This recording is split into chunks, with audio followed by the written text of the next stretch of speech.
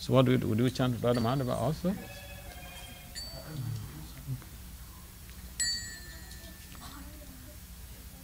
Want to give him some galan? Okay. Thank you.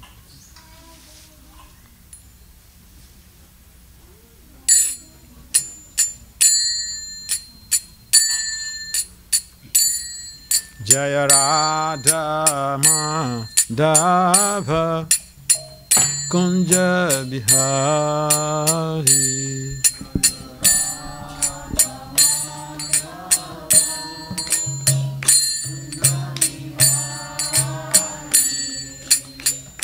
Gopi Janavalabha Girivaradari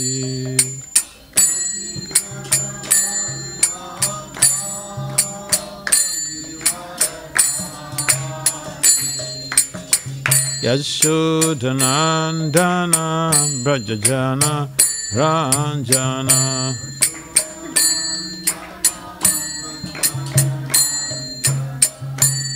Yashodhanandana Brajajana Ranjana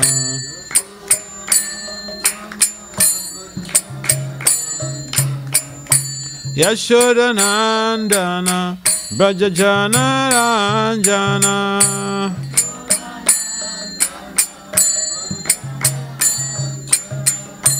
Yamuna Tera Vanachari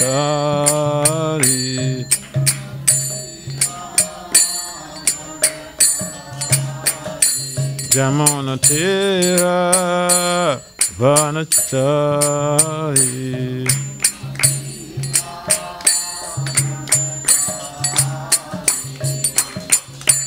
Hare Krishna, Hare Krishna, Krishna Krishna, Hare Hare, Hare Rama, Hare Rama, Rama Rama, Hare Hare.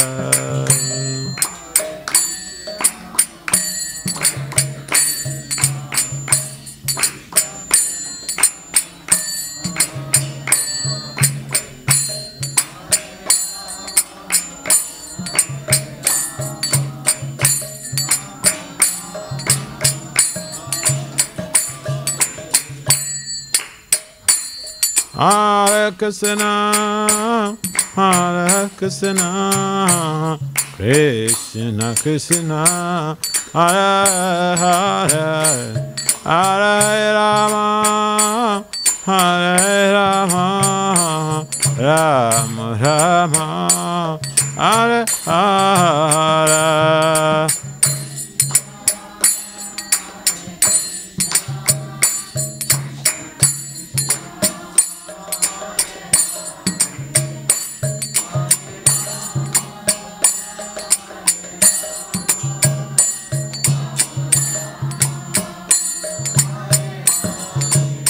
Hare Krishna, Hare Krishna, Krishna Krishna, Hare Hare, Hare Rama, Hare Rama, Rama Rama, Hare Hare.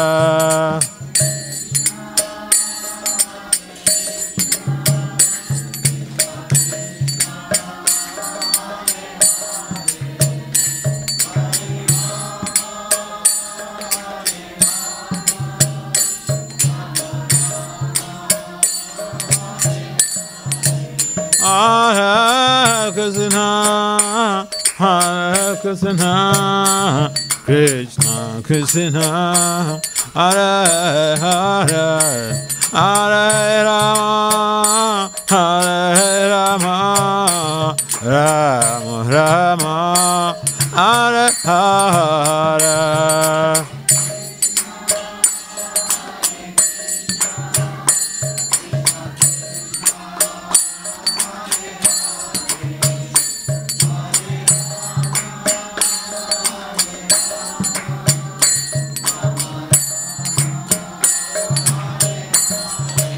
Hare Krishna, Hare Krishna, Krishna Krishna, Hare Hare, Hare Rama, Hare Rama, Rama Rama, Hare Hare.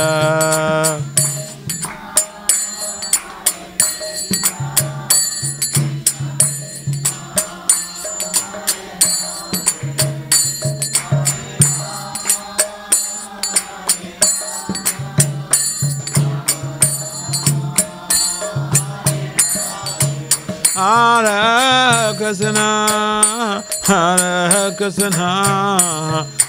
Krishna Krishna, Hare Hare, Hare Rama, Hare Rama, Rama Rama, Hare Hare.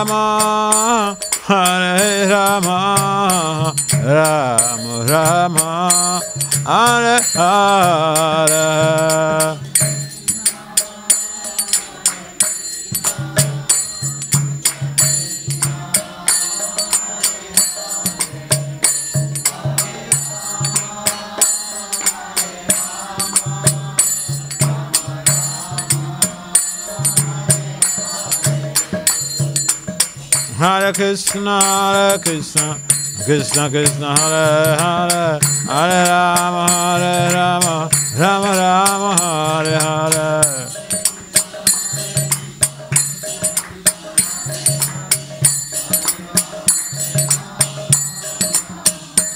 Hare Krishna, Krishna Krishna, Hare Hare, Hare Rama, Rama Rama, Hare Hare.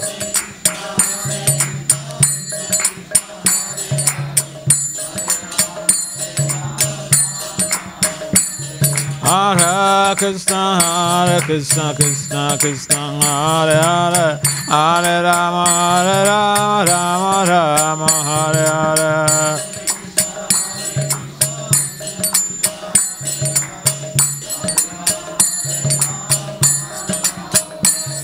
Jaya Prabhupada, Jaya Prabhupada, Prabhupada, Srila Prabhupada.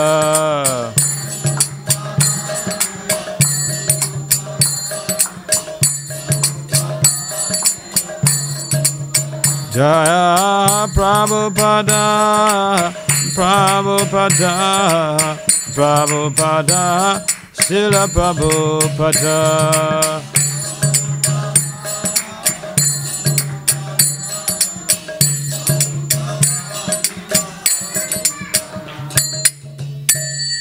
Jaya Vishnu Paramahamsa, Parivraja Kacharya. Astotra Satat Sistema, the divine grace is confounded Acharya. Srila Abhacharya Vinda Bhakti Vedanta Swami Maharaj ki Jai. Jaya Vishnu Paramahamsa, Parivraja Kacharya. Astotra Satat Sistema, the divine grace. Srila Bhakti Siddhanta Saraswati Thakur Goswami Maharaj ki Jai. Ananta Koti Vaishnavina ki Jai. Namacharya Srila Haridas Thakur ki Jai.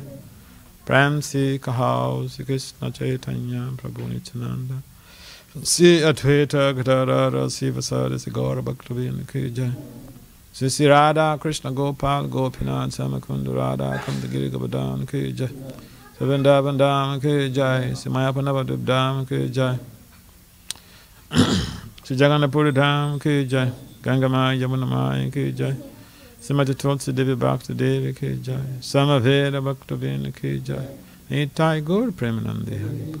Our glory is to the sum devotees. Our glory is to the sum devotees. Our glory is to the sum devotees. Our glory is the Guru and Gauranga.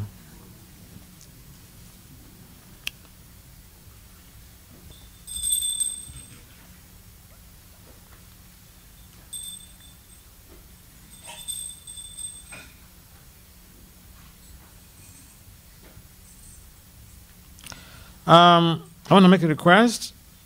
Those who are having iPhones, please put it. Those who are having telephones, put it on plane mode so that we don't cause distractions when the class is going on.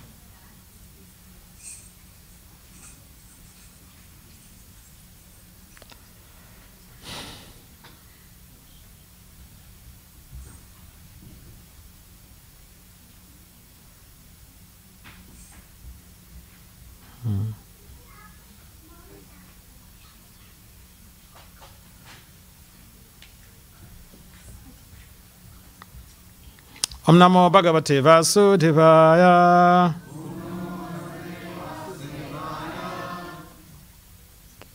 Om Namo Bhagavate Vasudevaya. Om Namo Bhagavate Vasudevaya.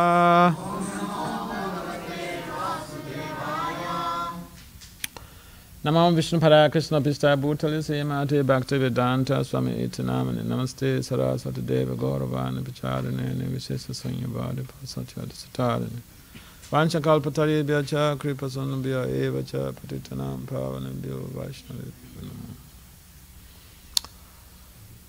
Jaya Sri Krishna Chaitanya Prabhu Nityananda Sri Advaita Gadadhara Sri Vasadi Sri Gaura Bhaktivedanta Hare Krishna Krishna Krishna Hare Hare Hare Rama Rama Rama Hare Hare. So we'd like to welcome all of you to this evening discussions on parenting and self-control.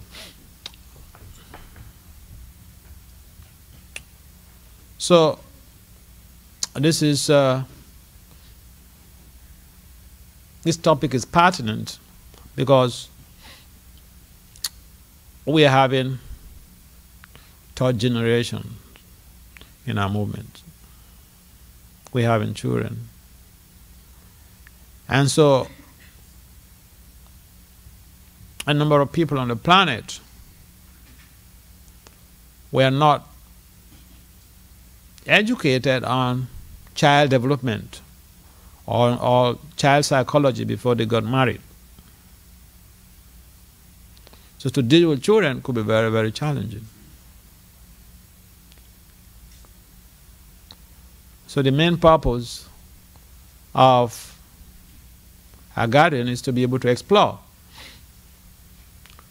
or to have a deeper understanding on parenting and the relevance of self-control in parenting.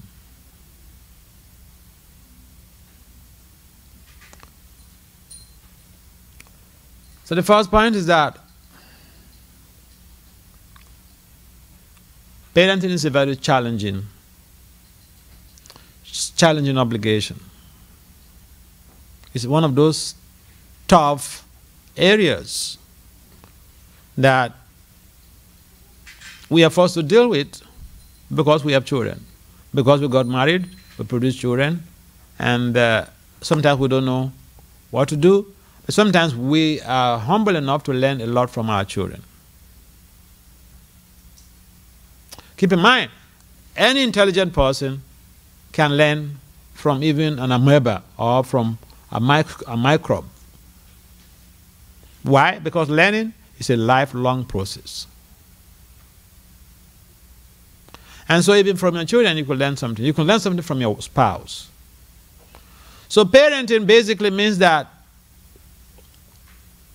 we are assuming a responsibility to take care of some other person.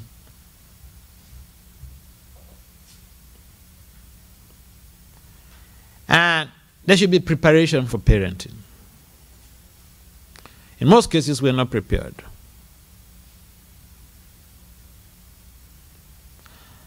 And sometimes we think that it's so easy, but no, it's not easy. If you go to the internet and then you go to Google Scholar and you key in parenting and self-control, you see so many peer-reviewed papers, research that will pop up. So it's not an ex-contin. It's a global problem. In research, when we have to deal with an issue, we have to be able to pinpoint the general problem and the specific problem. So the challenges of parenting, they are of global context. And if you say, well, I don't have a problem with parenting, then you're not a parent. You're yet to be a parent. Because all parents will tell you, yes, it's very challenging.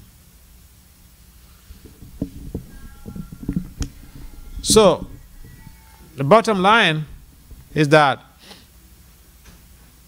first of all, we have to be prepared to take that responsibility.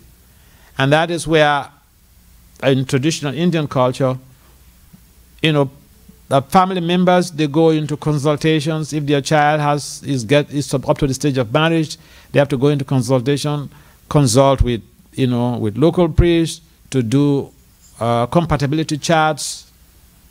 In Vaishnava system also we have this. Some highly placed devotees, they are helping devotees to do this. Now that is the preliminary stage to prepare for parenting, to prepare for marriage. Because if you make a wrong choice, if you don't really care for all these stuffs, and you think that they are just meant for karmis, non-devotees, then that's the beginning of the problem. Because then, when you get married to someone who is not compatible with you, there'll be always some scuffles, some problems, some quarrels, psychological conflict, physical conflicts, etc. And each time you have an altercation in a family, that energy is built up in the family.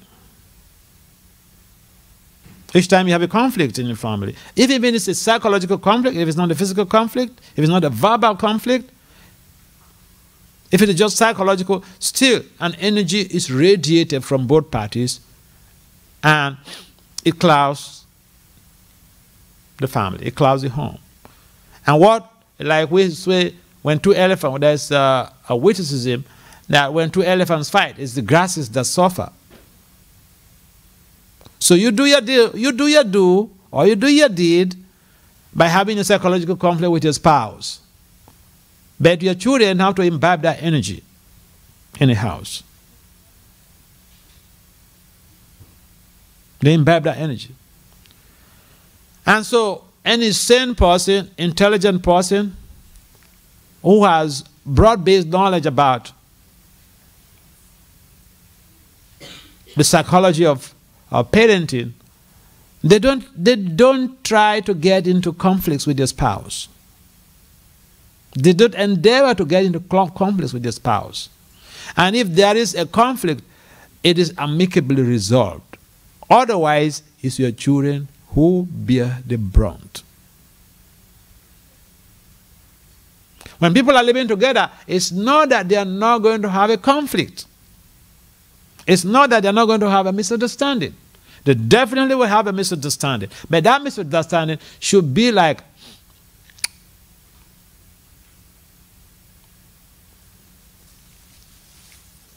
a stepping stone to further progress in a relationship, to be able to intensify loving affairs. It's not supposed to create an everlasting dissension.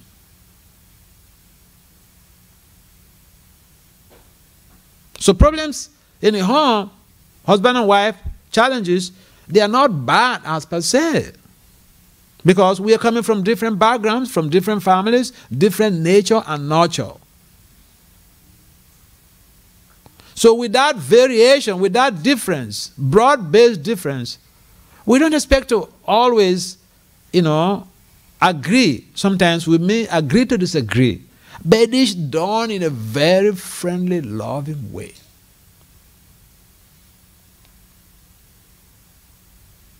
Why?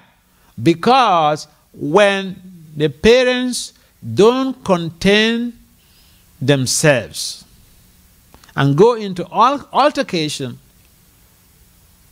the children bear the brunt.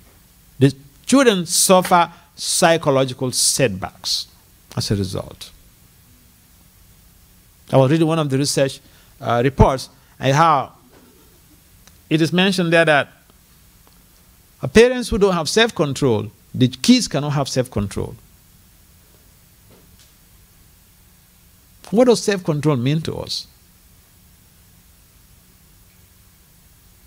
We have emotions. We have good emotions, positive emotions and negative emotions. The negative emotions can overwhelm us, and we are not able to control ourselves at that time. Say, your spouse does something that hurts you, and the two things you can do. You can react or you can proact.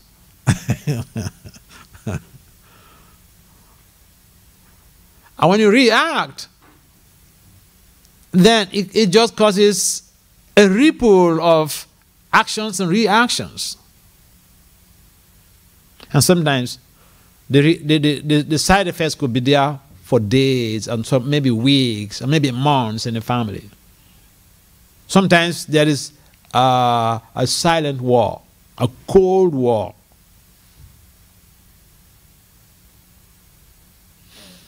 Those things are not good for the collective consciousness, collective growth of the family.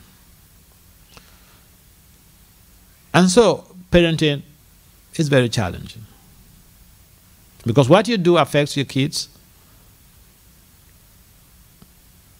And parenting means that we are supposed to be responsible. Lord Krishna mentions in the Gita that a leader is one who goes the way to show the way. He leads by an example. So we can't be smoking and we tell our kids, smoking is bad, you know. If we are fighting in the home and then we're expecting our two kids not to engage in altercation, that is the greatest fallacy of the year. It doesn't work like that because the kids will imbibe the energies that are generated in the family. And that will affect them. It's called the field theory. In 1939, the German psychologist Professor Lewin developed the field theory. And field theory basically implies that the environment impacts on us, whether we like it or not. The environment that we live, the environment that we go to interact, the workplace environment, they impact on us.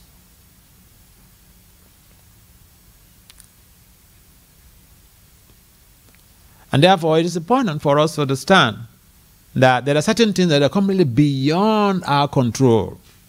For instance, the environment, the forces in the environment. There are environmental forces, and these forces impact on us to affect our behavior. And so this impact could affect our mood of parenting, our mood towards our children, our mood towards our spouse. And that is why we need to have a spirit of deep sharing and caring in the family. Because if something happens to you and you don't share with your spouse, it's like you're bottled up. And then, so a day will come, she does something, very little thing, and you respond with a surprising reaction. And then he or she will ask, is it something else or this little thing that I did? And you go on raging and ranting here and there.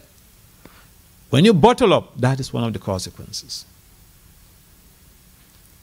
I had a couple friend some years ago in the South, and then the wife is a psychiatric doctor. The husband is a PhD. So they hardly will meet. But you know what? The wife will call me almost every day on the phone to tell me what happened in the office, encounter, because the husband is busy. And because she's a psychiatrist, she knows that if she bottles up, she will run into problem at home. But little things could trigger off so much of aggravated anger and destroy a relationship.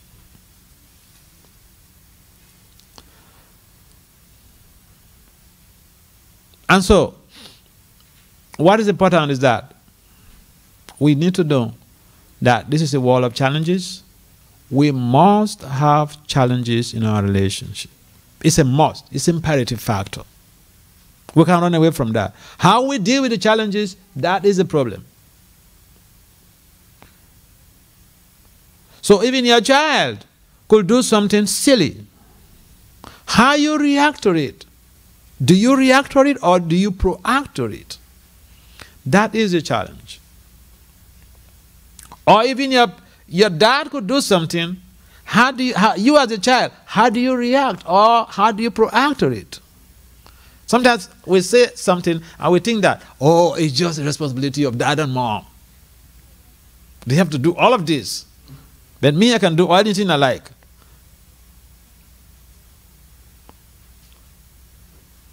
But it's both sides. Sometimes the parent could hurt the child. Sometimes the child could hurt the parent. But if there's a balance on both sides, then, the temptations will be overcome. And after that, it will build more intensified loving relationship in the family. So first is we have to recognize that we have frailties, we have faults in our lives. And we do have negative emotions that we cannot control, like anger. And those emotions, if we don't contain them, they will spill over in the family and affect our relationship with our children. Or something could even happen in the office and we come back home to drop the effect on our kids. I'll give you a story. I was in Laguna Beach some years ago. I like telling this story. And after one festival, Ramachandra's appearance or something like that. So then, after the program, I was sitting on the other side, and the whole hall was still full of people. And this gentleman walked to me and started telling me an episode that happened between himself and his 8-year-old daughter. He said he came back from work one day. We're talking about parenting children. He came back from work one day, and for no apparent reason, he just started vituperating his 8-year-old daughter, insult her and talk all sort of nonsense against her and all this stuff. And the girl just kept quiet all through. And that is very un-American, because that is called emotional abuse. The girl could call the police and he goes to jail. She never did that.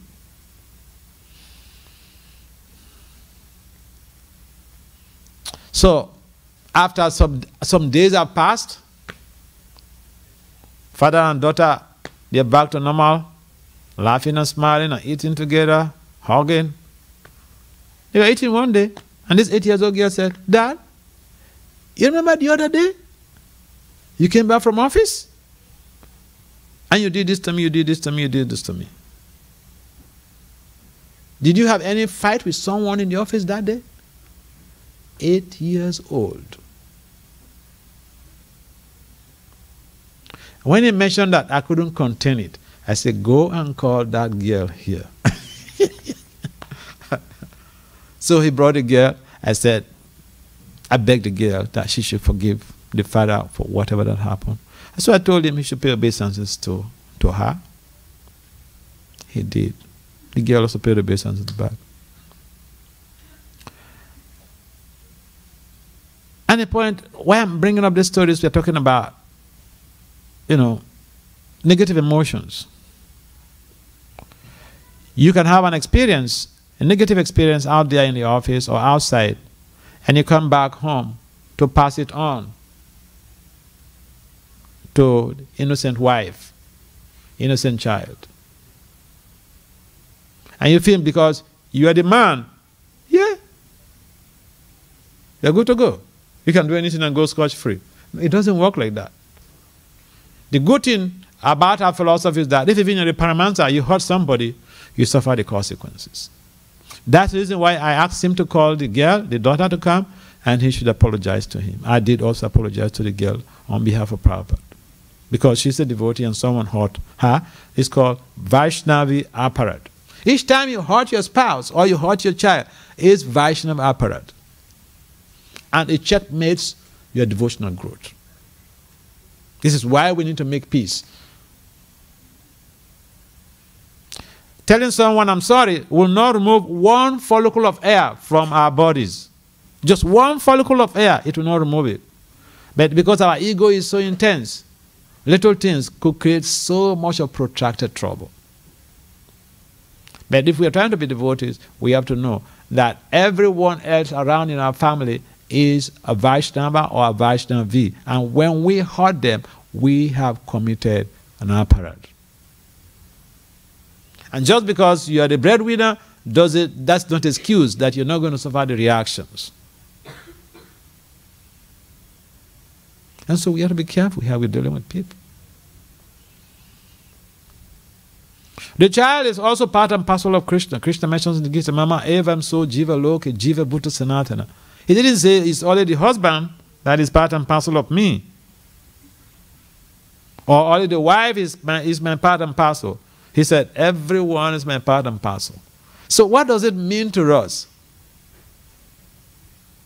What does it mean to us? Simple. To my understanding, we should treat people the way we will treat Krishna's representative. Like the way you honor your spiritual master, that is how you should honor everyone else in your family. Otherwise, you will run into trouble.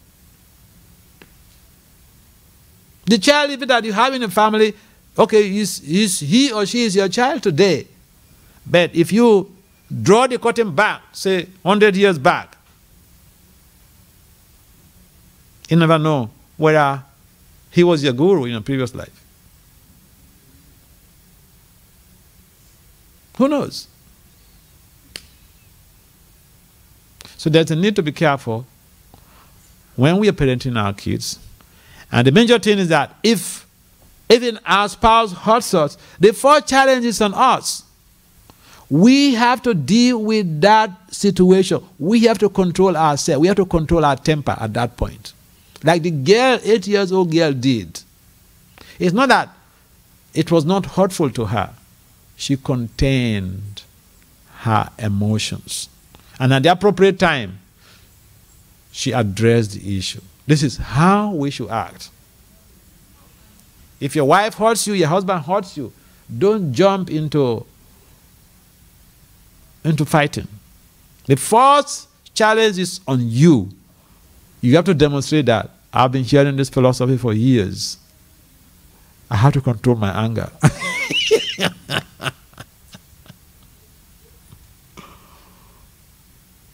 If you fail, you have failed the test. And you know, in school, when you don't pass an exam, you don't get promoted to the next class. So that same test, you will be tested again through some other means. Sometimes we have to come back to take another body to pass that test. So anger is a big problem in our families. We are not able to control our anger. Kroda Vegan.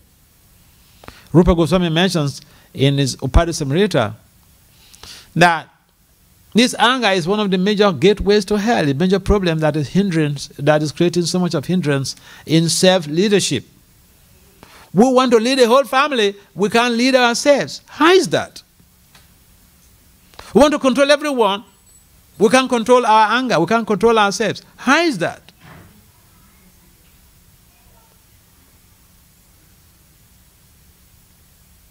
It's so easy to try to control people, but we should have self-control first.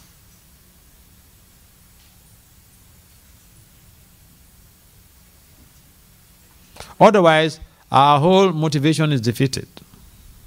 Our whole efforts to be able to lead the family is defeated because we're not able to lead ourselves. So the first principle is self-leadership. And Rupa Goswami mentions the items we should control, or the urges we should control in the Upadhyamrita. Who remembers that verse? The first verse in the Upadhyamrita. Yes, can you say it loud?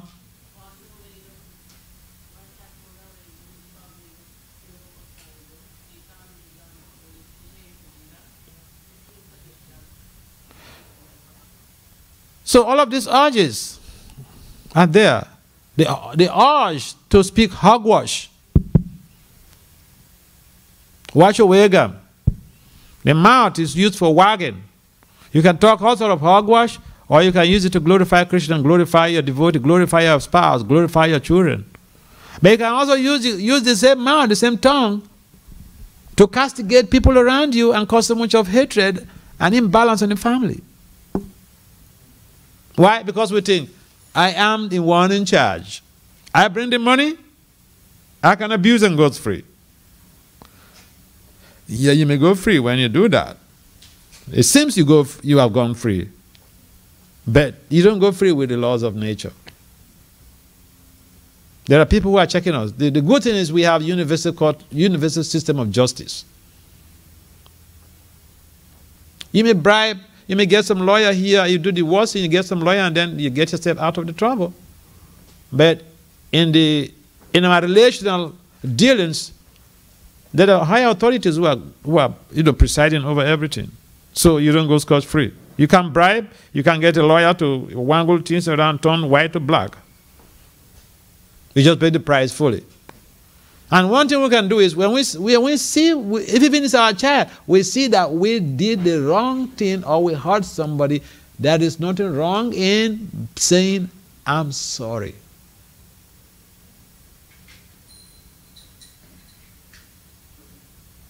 No one is too big to say, I'm sorry. I've seen gurus who tell the disciples, I'm sorry. For no apparent reason. The disciple is at fault. He says, I'm sorry for causing you trouble.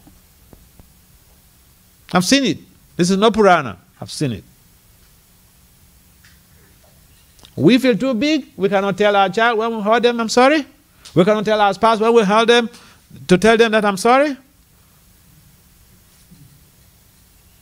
Then we will have to come back to pay the price. So if we treat our gurus very nicely and we treat our family members so badly, what does that imply? It means we don't understand the philosophy. Like I mentioned, Krishna mentioned that everyone is his part and parcels. Mama evam so jiva loke, jiva bhuta sanatana. The way you treat your guru is the way you should treat everyone else. And your family members are the first things. You have good qualities. You see, it's so easy to go and serve your Sayansi very nicely. It's so easy to go and serve your guru very nicely. How are you serving your children and your spouse very nicely at home? That is the main factor.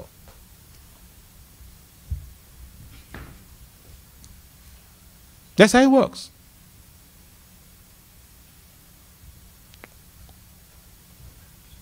So parenting, like I mentioned, is not an easy thing.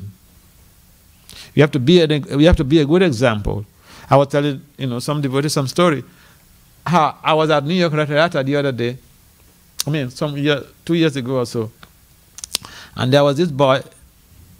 His parents are my friends. So I was going to the site. So, then he said, "Oh, Maharaj, can I follow you?" I said, "Yes, can go, no problem." So we were walking to the site. And at some point in time, he said, I think it was 10 or 12 years at that time.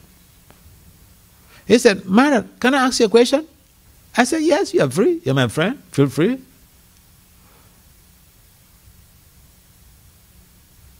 So this is what the children do. They are watching us in the family. They may not challenge you what you do. They go to ask on Swami outside. You know the question he asked me? He asked whether if someone is chanting japa, whether he can be watching or she can be watching television at the same time. I said, that's offensive. That is offensive japa. You know what? You know his response? He said, "My parents do this all the time."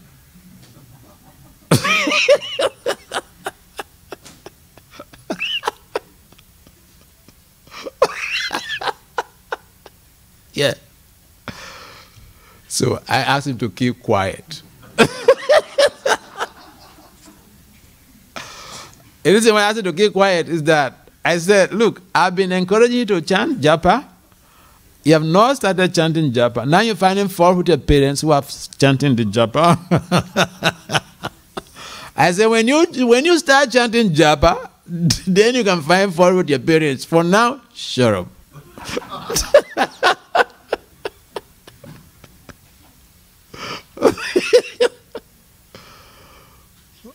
So it looks like a joke, but look, till today, I met the mom just a few days back. Till today, the parents didn't know that this is what this boy came to discuss with me. Because see, as a counselor, you don't take confidential matters and go and talk to someone else. That is against the ethics. It's against professional ethics. Maybe someone who didn't study counseling or who is not a professional in the academy may do that. But look, I know this is what I studied in college and it's against the norm. So till today, the parents don't know that when this boy was 10 or 12 years old, this is what he came to discuss with me about them.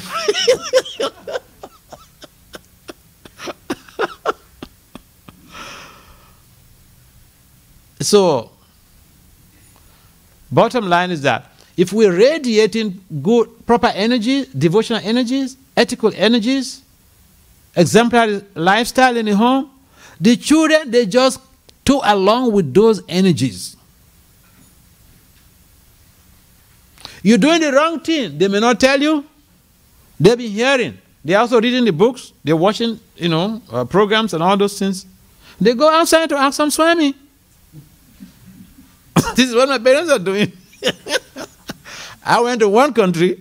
We're talking about the challenges of rearing children, parenting. You have to be an example. I went to one country.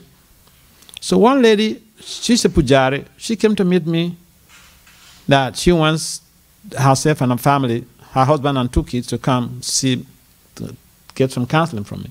So I said, it's all right. So they came. And then we were talking. We spoke for like 45 minutes or so. And then at some point in time, the talk went down to, psychological things like watching TV, the effect on the system, and what happens with, even if you're a grown-up, what you do, what happens to you. So after the whole session, we finished, and then the mother was reiterating the point about TV to the younger child. At that time, I think it was like 8 years or something like that, because the older one was like 12. And then the younger child, you know his response? He turned to the mom and said, "Mom, but Dad watches TV all the time." In other words, because I'm a child, you're telling me this. Your husband watches TV all the time. You cannot tell him anything. Not because I'm a child, so you come to you're reminding me about TV. I was there. That was the boy retorted like that. The lady, she had nothing to say.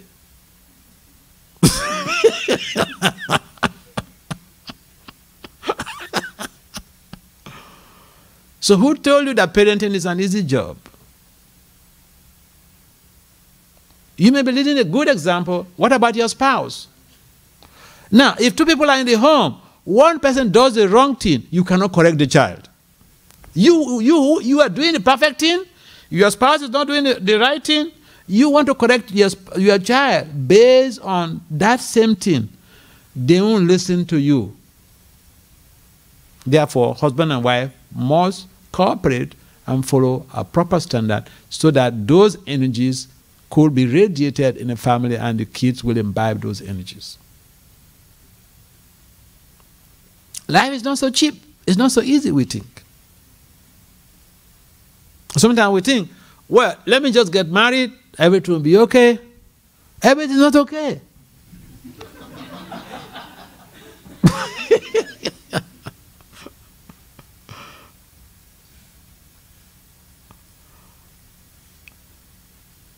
So, we have to control ourselves.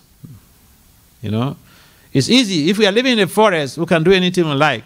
But we are living in the family, we have to control ourselves. Otherwise, we give bad impression to our children. And if even your spouse is perfect, that spouse cannot deal with the children. Because the children are not going to take from one side. They will judge you, the two of you together. As soon as one of you is not acting properly, that child is spoiled. You cannot check him, or you cannot check her. I know of my friend's child in Delhi. He's a doctor. The mom the girl's mom complains bitterly to me about this child when she was like even 12 years old.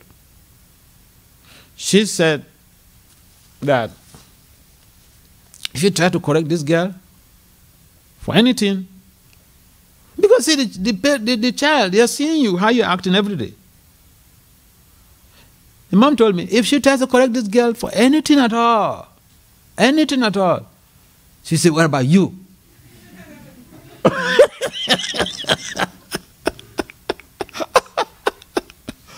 It's not in America. I mean, this is in India, in Delhi. The girl will say, what about you? So, if you are... I'm talking about lived experience. It's not just, it's not just talking abstract stuff. This is called lived experience. You've seen it. The effect of this type of attitudes. And so we have to be careful. The urge to do something contrary is there, but the very first text of the Nectar of Instruction should be like our guide. Now, self-control has its own components in the academy, but it's almost the same thing with what Rupa Goswami mentions there. Rupa Goswami mentions about the core principles. So if we follow that, our families could be like small Vaikuntha, But if we are fighting, our children are seeing it. And for most of the kids, you believe it or not, they love their mom more than you. I tell you a story. Again in India, I had the fortune of, some Indian boy, very nice boy, who was helping me in one of the temples. He told me a story. He had 2 kids, 2 boys. The father is a medical doctor. And he told me how, when they were growing up, they were seeing their mother constantly being harassed by the father, verbally, physically. So when they graduated from the university, one day they came back home and called the parents that we have a meeting today. Father was apparently happy that the children went to recognize that, he has been able to struggle and train them in university, they have graduated. That was there, but there was something else that also was going to accompany that. And so these kids, they tell the father that, thank you very much for sponsoring us in the university. We know it's very expensive. You did it, so we thank you very much. And they said, we know that this woman is your wife, but is our mother. And we've been watching you abusing this woman right from our childhood. Now we are big boys. I'm telling you, in India, this story doesn't look like it's supposed to come from India, but in India, because it's very un-Indian. So the boy said, they told him, but he's our mother. We know he's your wife, but he's our mother. Now we are grown-ups. You stop. You stop.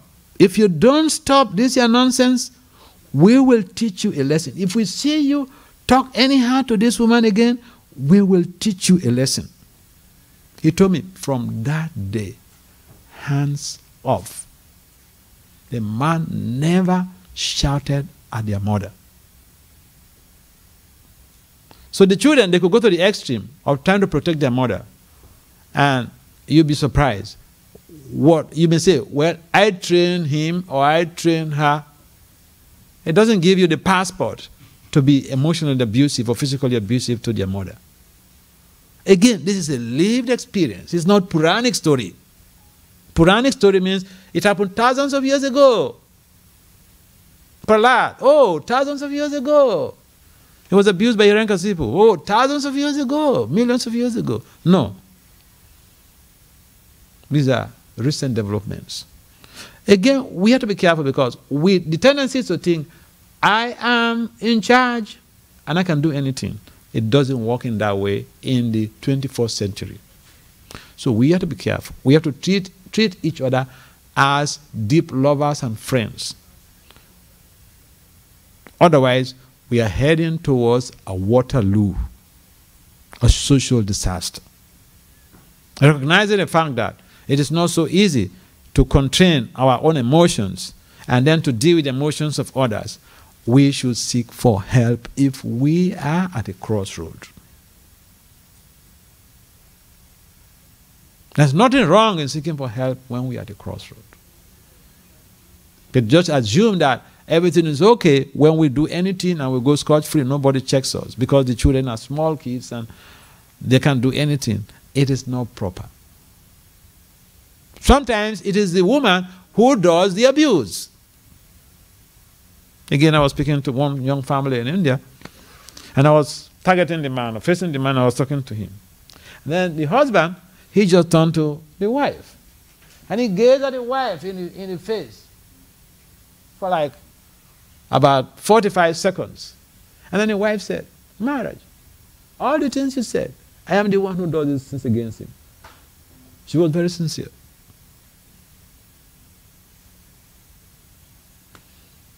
So don't think, oh, this talk is, I'm a woman and, you know, I don't do all this.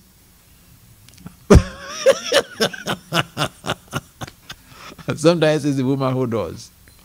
And then it creates so much of bad image, impregnate with the child, in the child with bad consciousness.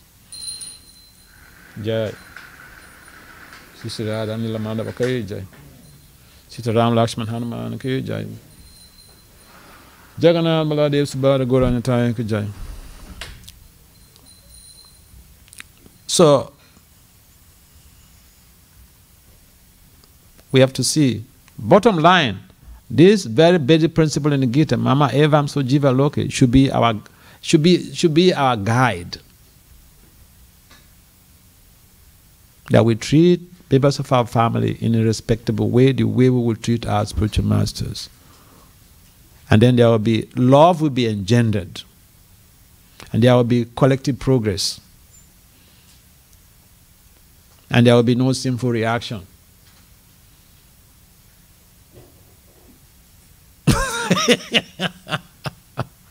Oh yeah.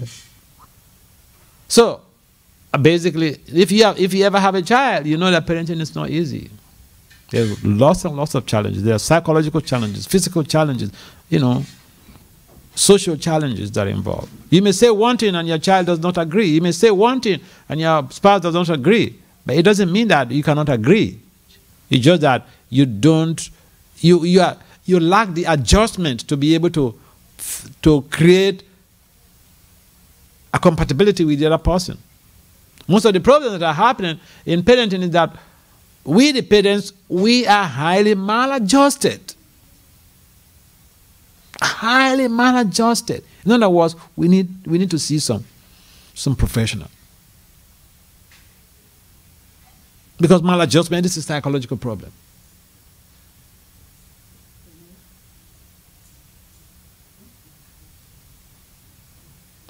So, life is not so easy. Marriage is not just an easy thing. To raise children is not just an easy thing. To take care of a spouse is not just an easy thing. We need some adjustment. We need to adjust ourselves to suit the other person's purposes.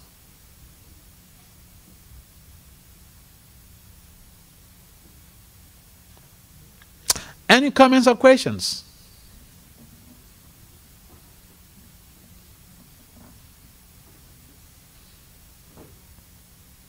Yes.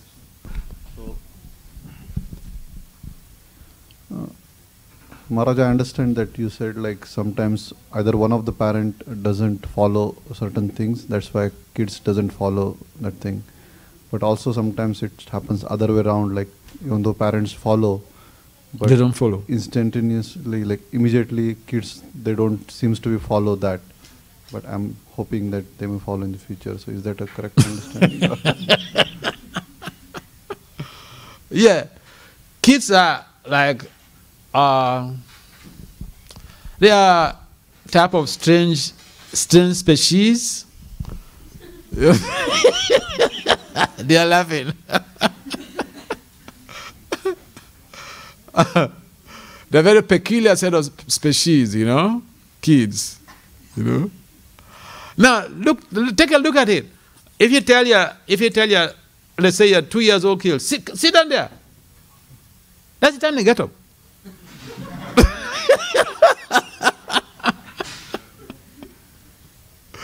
They're revolting all the time. They're revolting all the time, you know. And that spirit of revolt becomes again manifest when they attain puberty. At the time of puberty, they have hormones being poured into their system. Completely, their activities are sometimes completely beyond their jurisdiction. Most parents don't understand. And then, if you don't understand, and you want to still show your power of a parent, want to show how you're the controller, you'll be disappointed.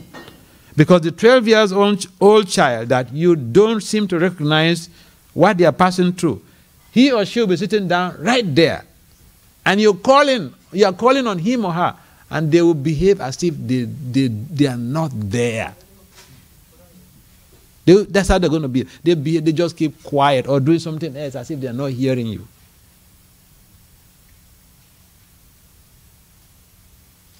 I was traveling one time in the East Coast. I went to Pittsburgh.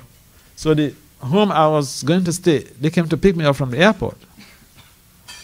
And the welcome address was complaining about their 12 years old son. That was the welcome address.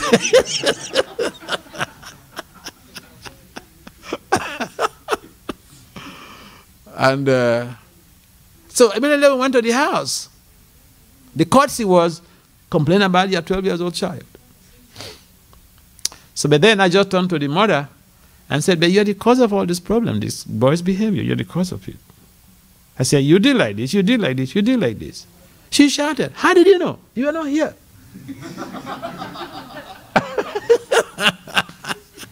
I said, these are things I studied in graduate school. I said, I know. I know what parents do. So she was shocked. I said, see, there's nothing wrong in giving orders to your child, but when they have attained puberty, now the gear has to change. You have to integrate deep love, friendship, and parenting in dealing with that child. Otherwise, first, they won't tell you any challenge that they are passing through, because you're just behaving like a tyrant. Who wants to tell a tyrant their confidential matters? No. The tyrant will just laugh at you. Okay, so why you have to waste the time to tell them? So the child will just see you like a tyrant. If you don't change your gear. So I spoke to her, I spoke to that lady. I said, you have to change your attitude towards this boy. Now, he's expecting that you should treat him like an adult, like a grown-up person. You're not doing that. You're still treating him like a 2-year-old child. And this is what a number of parents do. We don't seem to recognize that we have to change our attitude towards our children when they come of a particular age. And because they won't tell you, it doesn't mean that it's right. So if you become loving-oriented towards them at that time, friendly. Now, how many of you parents that your teenage child goes out, comes back, and then tells you what he or she had experienced outside? Because you're not loving towards them. You're not friendly. You don't create that deep connection with them. So they won't tell you. I've been to a house, my friends who were living in somewhere in the East Coast before they moved to another place. So I've been to that place. And then the child, one of their last kid who was like a toddler when he was born, when I saw. He's not like, at that time, he was like 12 years old. So I went to their house. Now, he came to the guest room where I was staying. We were talking. The father came. It's a big house, like a big mansion. The father came down to my room. The son was there. This 12-year-old boy was there. And he told the father, Dad, leave this place. I'm talking with Maharaj. When I finish, you can come and see him. 12 years old. That's what he told the father. Father was trying to argue. I said, go. Please go. Now, simple respect that someone is having a meeting with another person and you want to intrude. Now, the kids who have attained puberty, they want their privacy. He's talking with somebody that he had some confidence in, and you want to be there to listen to what he's talking. He ordered him, leave this place.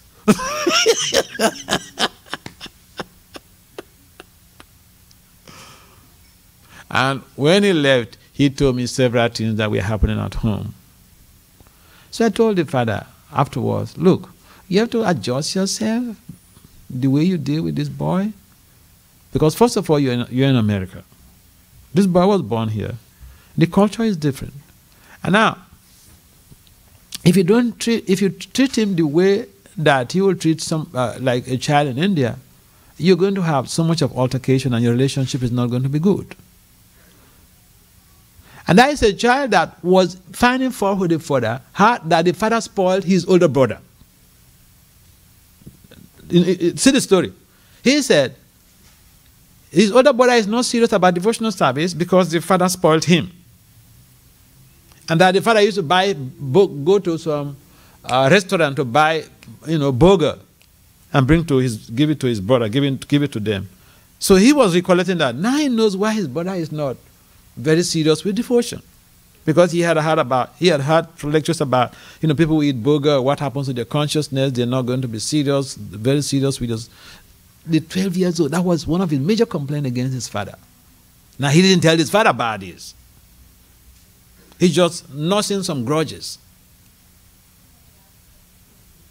So why he couldn't tell the father about it? Because the father would just hit him in the head if he tells him that. So again, there is no deep connection, there is no deep love, so they're not going to come and share their feelings with you. And that is not good for the family, because the same people, you are going to depend on them when you get old. And by the time they get married and they move out from the house, some event is taking place in the family, you call them up. Oh, can you come? This is such and such is getting married. So, can you come? He tells you, yes, Dad, I'm coming. At the last moment, he calls you on the phone. Oh, they have some emergency in the office. He said, planting, he's not going to come. He just used it as a cover. Why? You treated him badly when he was living with you. And some will not say anything. So we have to be careful how we deal with these little kids. If we treat them in a loving way, I bet you they will always be there for us. We may say, well, this is how my parents also treated me. Which is a good argument, but we should be considerate. Yeah, we should be considerate. It's not your parents who are going to bear the consequences. It's you who will bear the consequences of bad relationship. I was in Washington, D.C. one year, and then one gentleman, he came to meet me, complain about his 35 years old son. And he explained everything to me. I said, come on, babe, you had fault now. Is that because you are the father? Based on what you have told me, you had fault. Can you go and beg this guy? He was shocked. But he did. And the boy was surprised. They reconciled. They started, living happily again together. Even in India, I went to one home for a program in Delhi. And then the one elderly lady came to complain about her grown-up child to me. And she explained the issues, and I just told her, look, this is wrong, you did this. Go and beg this boy. You are telling me so that, what will I do? You're wrong now. Mataji, you're wrong. This thing you said, you did, you're wrong. Go and beg this boy. To me, I just say it and then, go away. But after 2 years, I went back to that same place. One elderly lady came to pay obeisances and was thanking me. I said, Mataji, I'm sorry, but I don't know you. I don't remember knowing you. She said, oh, she was that lady who came to meet me and complain about her grown-up child. And I gave an hard advice. She called it hard advice to go and beg him. And that she did that, and they're very peacefully, lovingly getting along. So sometimes we don't even have someone to tell us the brutal truth.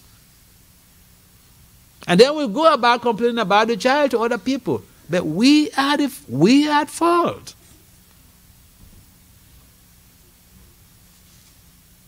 Anyway, parenting is not easy. That's my point. I established that earlier. That is not an easy thing. We think that is easy, then we are not yet parents. If we are parents, we know that it's not easy. Okay. Any other comments or questions? Mataji, any comments or questions? Or kids, any comments or questions?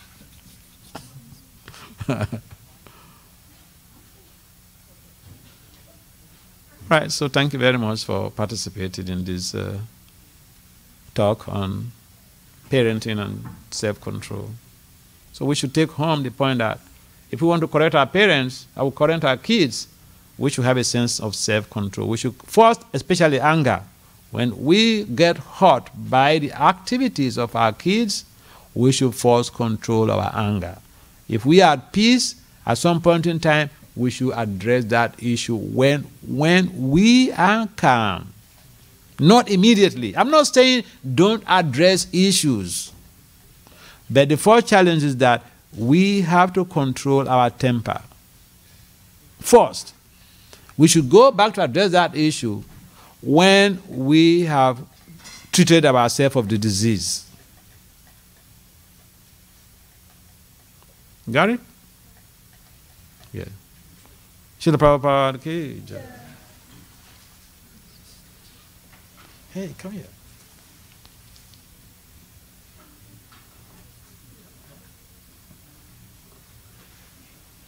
Okay. All right. Thank you. Hey, Raja Govind. Your wife also came? Okay.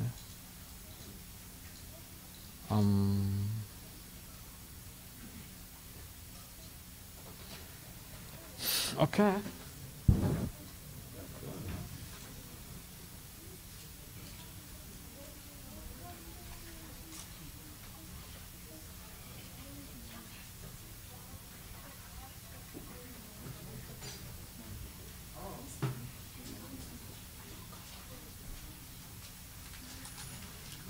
You don't have any question on these kids, eh?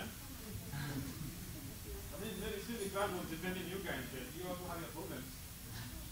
Maybe they're happy with the parents.